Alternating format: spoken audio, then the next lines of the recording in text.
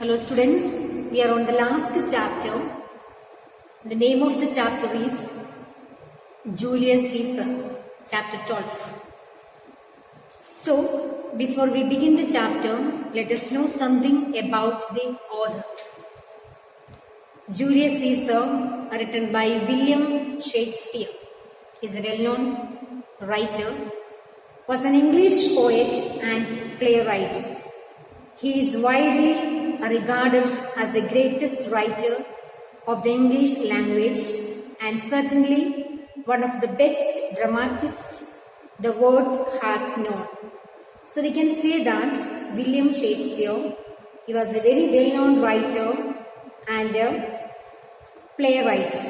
He is widely regarded as the greatest writer of the English language, certainly a dramatist of the world known person.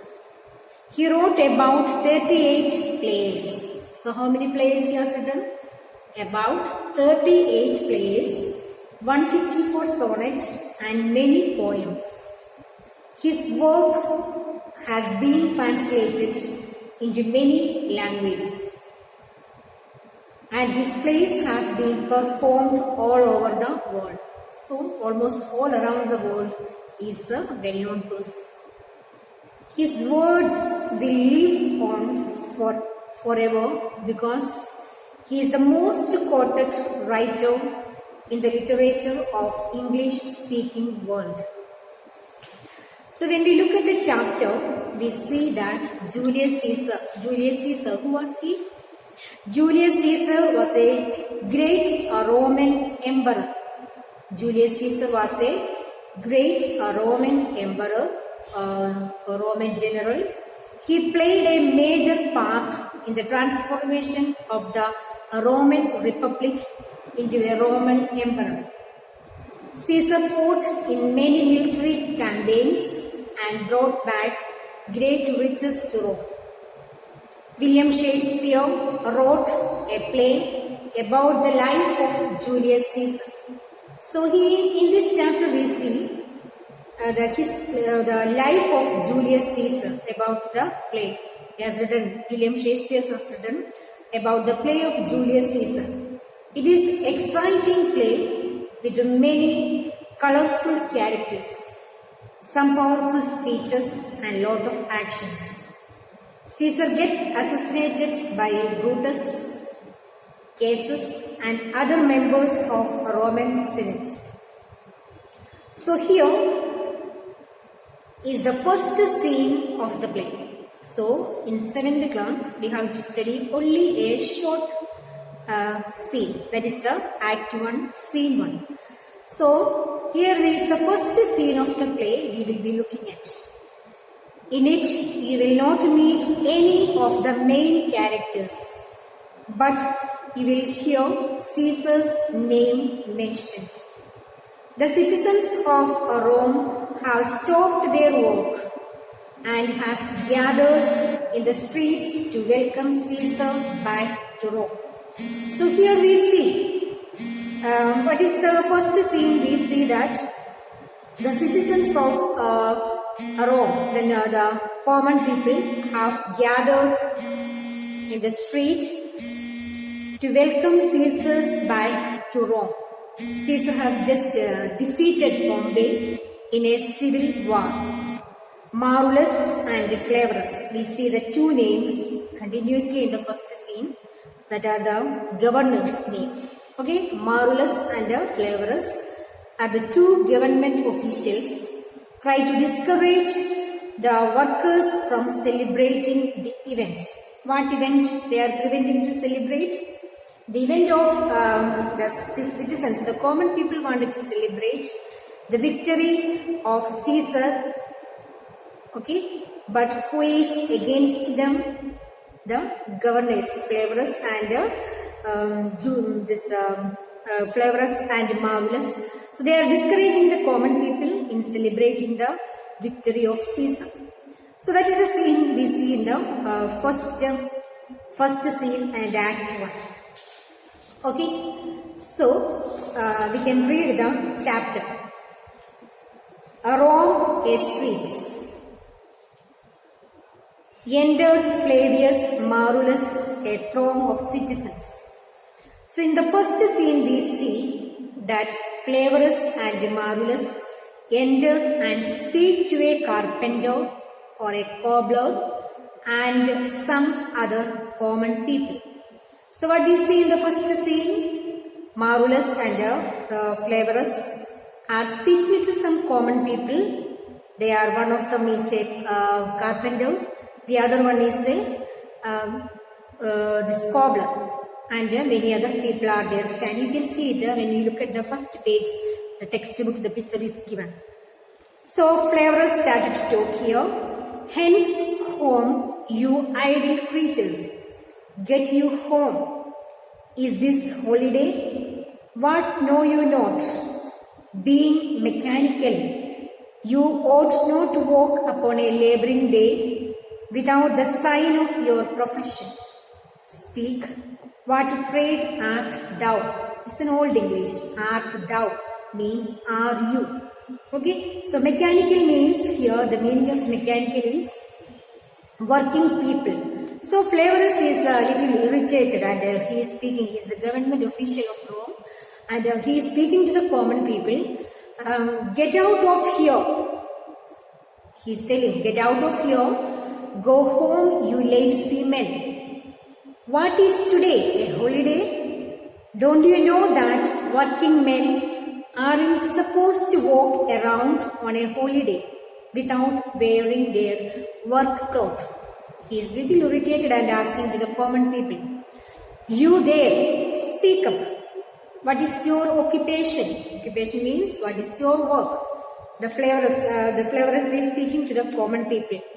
Suddenly the first citizen, one who is standing, he speaks back to the governor. Why, sir, a carpenter? That means I am a carpenter. That's the meaning here. Why, sir, I am a carpenter. Sir, I am a carpenter.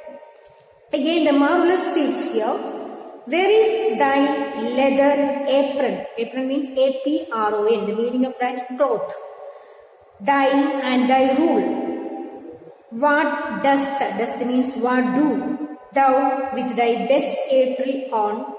You, sir, what trade are you? So now the second time the Marullus speaks to the common man. Where are your leather apron? Where are your cloth, leather cloth, and your ruler, your scale? You are a carpenter, no? You should wear, when you are on a working day, you should wear a cloth and appropriate cloth which is fit for the working people. And also, where is your ruler? What are you doing? Wearing your best cloth. But now you are wearing a best cloth. So where is your apron? And sir, what is your trade? Please tell me, sir, what is your business? What is your trade? And second man says to the Marullus, he says that, truly, sir, in respect of a fine workman, I am but, as you would say, a cobbler. So what is the second man says to the Marullus? The second man says that, well, compared to a fine workman, you might call me a cobbler. I am just a cobbler, sir. So when you look at this first and second paragraph, you see that, how many people you see there? The Marullus and the Flavius, the governors. They are talking to the ordinary people and they are standing, people are standing there. He's telling the first citizen, asking what trade are you doing and why are you moving around on this working day. So he says that I am a carpenter. And the second citizen says to the Marullus that I am just a cobbler, sir. Okay. So the next page again says Marullus, what trade art thou? Answer me directly. Trade are you? Thou means you, art means are. Okay. So Marullus asking to the second person, he's already told that he is a carpenter. Again he says, but what is your trade? answer me straightforward. So the government official, Marvelous, asked the second person, though you told me that you are a carpenter, you are a cobbler, so tell me what trade are you directly? Please speak straightforward. The second citizen says, a trade, sir, that I hope I may use with a safe conscience, which is indeed, sir, a mender of bad shoes. So what the second citizen says? Well, compared to a fine workman, you might call me a mere cobbler. Okay? So what is it says that? But what is your trade? Answer me straightforward. Then second citizen says to the Marvelous that it is a trade, sir. It is a business, sir. I told you that I am a cobbler. It's a business. My business is I am a cobbler. That I practice with a clear conscience. I practice with a full conscience. I do my business with a full conscience, and I am a mender of worn souls. I can mend the souls. I can mend the souls of the people. Okay. So then again say the Marvelous asks, what meanst thou by that? Mend me, thou saucy fellow. S-A-U-C-Y. Saucy means here imbritent. Imbritent means imprudent. The meaning comes here. Okay. So what is thou by that? What do you mean by that? Mend me, thou saucy fellow. So here the second citizen says, sir, please don't be angry. What trade thou? What are you doing? The Marvelous asking again with the anger. He says to the second citizen, please tell me very clearly what trade are you doing? You told me that I am the mender of souls. You insolent rascal, what trade are you doing? Please tell me straightforward. Again, the second citizen says to him, sir, please don't be angry, but if your souls are worn out, I mend you. Sir, please don't get angry. I told you that I am a cobbler. I mend the souls. If you have any souls are worn out, okay, I can mend you that also. So the citizens, what the flavor says again, thou art a cobbler, are you? Thou means here, sir, what do you mean by that? Mend me, you imprudent fellow, you imprudent fellow. So what are you telling that? I am not following that. What he says that mender of worn souls. What you are a cobbler. How can you do that? Now the second citizen says that truly, sir, all that I live by with the owl, I meddle with no trades matter or nor women's matters, but with all. I am indeed, sir, a surgeon to the shoes. When they are in a great danger, I recover, as proper men as ever trod upon neat's leather have gone upon my handiwork. Who says this sentence? The second citizen. Okay, students, that's all today. The first half of the part is over. We will see the second half of the part tomorrow. Okay, so till then you will be reading the chapter, understanding the English. It's a very old English, and the meaning, find out the word meaning from the word to know. Okay, thank you for listening.